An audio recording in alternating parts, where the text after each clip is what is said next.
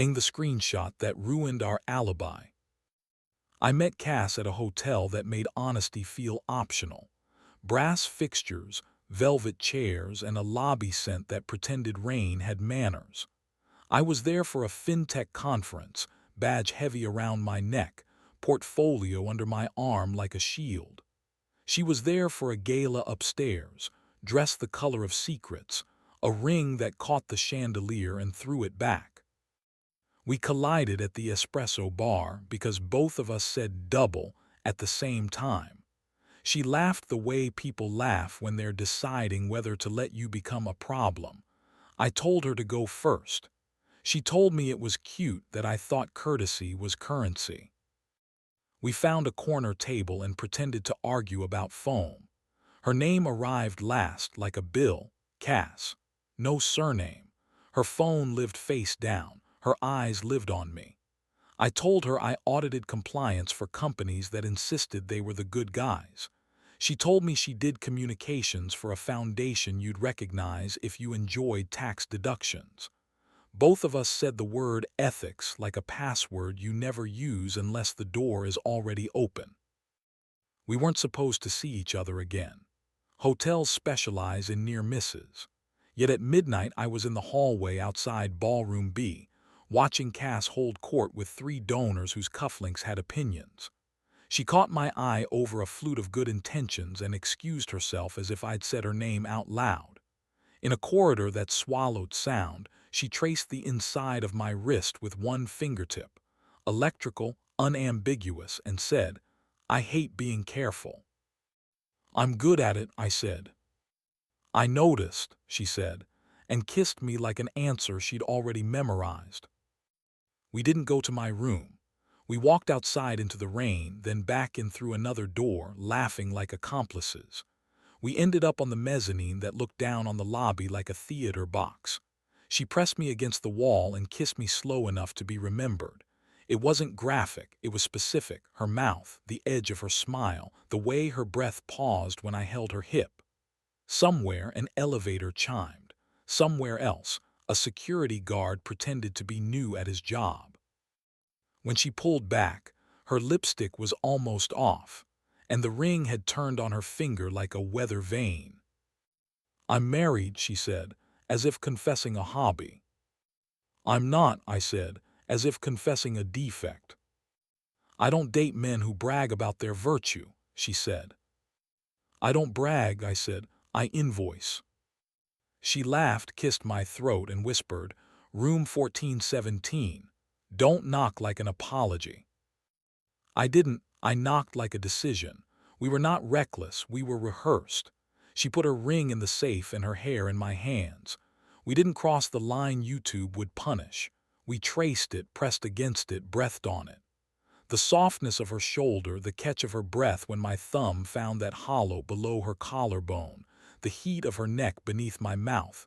Intimate, heady, carefully left to the imagination. After we lay parallel, two liars newly fluent. "Your conference badge," she said, tapping it on the nightstand. "Your Theo, I like it. It sounds like a man who asks for receipts." "I like Cass because it sounds like an alias," I said. "It is," she said, and we both smiled at the ceiling. In the morning she was gone, replaced by a room service receipt and a single peony in a cup with no water. I told myself that was the entire story, an adult mistake wrapped in velvet. Then a notification lit my phone with a violence the sun couldn't manage. A photo from an unknown number. It was us in the mezzanine shadow, not touching but clearly not innocent, our faces visible in the brass trim like truth coming from an unflattering angle. Caption: "Beautiful venue, shame about the angles, E."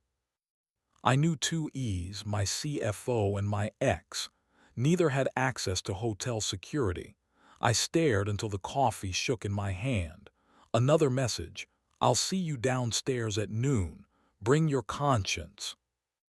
He was waiting by the concierge desk wearing the kind of suit that costs a favor. Ezra Lafton, board member of a client, famous for surviving scandals with better tailoring than remorse. I'd met him twice across mahogany. In person, he smelled like cedar and intent. "Mr. Bram," he said, "a word about perspective." He showed me the photo on his phone, cropped tighter, uglier. He didn't offer terms.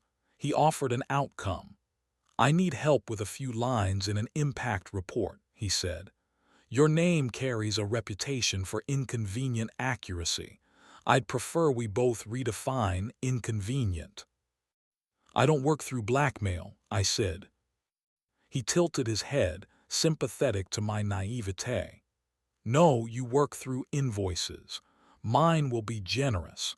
And if we fail to align, my contacts at the foundation will relish the narrative." "Your contacts," I said.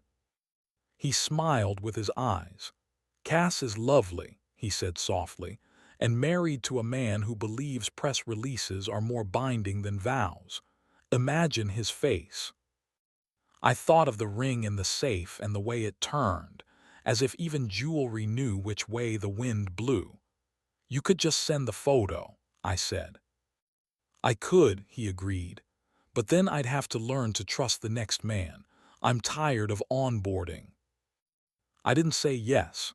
I didn't say no. He slipped a card into my pocket like a magician forfeiting evidence and left me there, a man with coffee cooling and decisions overheating. I texted Cass, "We have a problem." She replied with a pin to a cafe that pretended Paris was portable. She was already there, sunglasses on, ring back where it belonged. "I know," she said before I sat. "Ezra is a collector. He collects mistakes and turns them into furniture." "Why does he have camera footage?" I said. "Because he gave the hotel a grant for their art program," she said. "He doesn't need to own the cameras to own the cameras." "So this isn't the first time," I said. "It's the first time it's me," she said. And for the first time I saw fear as an ornament she didn't know how to wear. "What do you want?" I asked. "I want to not be a story," she said. "I want to keep my marriage from becoming a word other people say like a diagnosis. I want—" She stopped and smiled like a cliff. "You." The word landed without safety equipment. "Your husband," I said. "Thinks fidelity is posing together in the annual report," she said. "He's a good man in all the public ways. The private ones are negotiable." "And yours," I said. "Negotiated," she said, and took my hand just above the table where it felt like a lie that paid taxes. I told her about Ezra's offer. She told me about the Foundation's impact language that hid a gallery of almost crimes. "The numbers sang," she said. "We didn't ask them to sing on key." "And your husband?" I asked. "Elliot signed off," she said. "He believes in the mission and in the workaround." "And now," I said.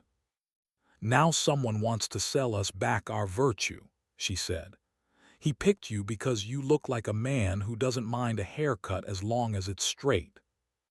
"I mind," I said, "but I also mind the idea of you being fed to donors." She squeezed my fingers once, like a secret handshake. "I won't ask you to do anything that makes you hate yourself," she said. "That's generous," I said. "I already hate myself." What we did next was not noble. It was competent. I asked Ezra for the report. He sent a draft bloated with adjectives, sparse with sources. I stripped the adjectives and attached receipts. I didn't fake the math. I did, however, choose which footnotes to spotlight and which to let linger in the annex where candor goes to nap. I made the story accurate but anesthetized, honest enough to survive a sniff test, blurred enough to hide the parts that had teeth. At 2 a.m., Cass came to my apartment with a tote bag of takeout and the kind of exhaustion that makes you uncomplicated. We stood in the kitchen, hip to hip, eating dumplings with our fingers like teenagers. "You're good at making sins polite," she murmured, and I kissed soy sauce from her lip. We didn't rush. We put the plates in the sink and the city at our backs. Again, nothing obscene, just the slow chorus of skin leaning toward warmth, the way her breath sped when I unzipped her dress, the way my spine forgot about the hard chair and remembered it was an animal. We stopped before specifics. We left cutaways where the censors would want them. But there's a hunger language can't quite launder, and we spoke it. In the morning, she put her ring back on and touched my jaw like a postscript. "If this ends," she said, "promise me we end it on purpose." "On purpose," I repeated. Ezra accepted the edits like a man who believes victory has many fathers and all of them should be billed. He sent an envelope, physical, heavy, old-fashioned, containing a check that could have bought me a better conscience. He also sent a flower arrangement to Cass's office, peonies and white roses and an unsigned card, just a single printed screenshot of that mezzanine kiss we didn't quite have. Cass forwarded me a photo with a caption, "He waters what he plants." We began to live like people wearing microphones. Her messages were codes. My calendar was a maze. We met at places with bad lighting and good coffee. We touched like museum patrons, hands behind our backs, eyes hungry anyway. We never said love because saying it would make it real and real would make it breakable.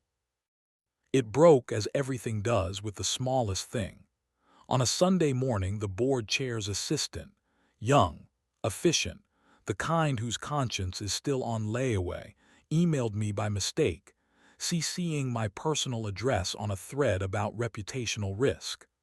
Attached, a draft of a press release celebrating the Foundation's landmark partnership with Lafton Holdings to enhance operational transparency. Operational transparency. I laughed in a way that made my throat ache. Cass called in under a minute, voice paper-thin. "He's taking credit for our penance," she said. "He wants the optics of virtue and the leverage of sin." "Optics are his religion," I said. "This is communion." "Elliot thinks it's salvation," she said. "He believes Ezra rescued us from narrative volatility. He wants to send him a gift." "What do you want me to do?" I asked. "Choose me," she said, and then, "or choose the man you are when I'm not looking." I stared at my window until my reflection looked like a witness. Then I wrote one email to the board chair with a list of citable concerns and one to Ezra declining any future work. I sent Cass a third, "On purpose." She replied, "At 6, the river." We met where the city pretends it's a postcard. She wore a trench coat like a storyline and a sweater the color of ash. The wind moved her hair the way a hand would if the hand had manners. I wanted every cliché. I settled for honesty. "I told Elliot," she said before I could decide how brave to be. "Not everything. Enough. I told him there's a version of me he married and a version of me he paid for. He asked which one you knew. And I said, I told him you knew both," she said. "He said that was worse." "Is he leaving?" I said. "He's staying," she said. "Not because he forgives me, because he forgives the optics. He thinks I'll be quieter now." "Will you?" I said. "No," she said, "but I won't be noisier with you." We walked without touching, the river imagining it could carry the rest of the conversation. "What happens to us?" I asked finally. "We stop while it still feels like a choice," she said, "before it becomes the only thing either of us is good at." "Cowards stop early," I said. "Cowards wait until the explosion," she said gently. "Brave people cut the wire." There is a kind of intimacy in not reaching for someone. It says, "I know we could." It says, "That's why we won't." We stood there and practiced the version of restraint that counts. "I'll miss hatting myself less with you," I said. She smiled without showing her teeth. "I'll miss forgiving myself with you." "When you think of me," I said, "think of the mezzanine before the screenshot, the shape of almost." "I'll think of the espresso line," she said. "Two doubles, the joke we didn't know we were making." We hugged like friends do, except our hearts knew all the other words. She left first, coat held close, ring bright as propaganda. I stayed until the river looked like a ledger and the sky looked like a signature. 2 weeks later, the foundation's announcement hit the trades. Transparency, alignment, renewed trust. Ezra's quote tasted like sugar on a bruise. My name wasn't in it. Neither was hers. But in a tiny paragraph near the end, the impact report's updated methodology got a sentence of credit for restoring clarity. I printed that sentence and folded it into my wallet like a sobriety chip for a sin I intended to stop. A month after that, a package arrived without a return label. Inside, a coffee mug from that Parisian cafe, a single peony pressed flat between tissue, and a note in Cass's careful hand. One line, no greeting, on purpose. Beneath it, a password scrawled the way you do when you're done with it. I typed it into the hotel's guest portal because I already knew what it was for. An account opened. Our dates, our rooms, the mezzanine camera request from Ezra's assistant. I downloaded the files, dragged the screenshot into the trash, and emptied it. I didn't feel clean, but I felt specific. Sometimes at night I go stand by my window and imagine a lobby where men and women are better than their angles. I make coffee strong enough to tell me the truth. I don't wear my badge at home. I keep the mug on a shelf I can see from my desk. And when my phone lights up in the middle of a gray afternoon with a number I don't recognize, I don't answer. Later, I check the voicemail and hear nothing, just breath, like a person standing in a corridor full of mirrors, deciding which version of themselves to exit with. I hope she chose the one that doesn't need screenshots to remember what happened. I hope I did, too. And when I pass a hotel lobby that smells like rain pretending to mind its manners, I walk in and order a double, just to see who else is thirsty enough to tell me their name.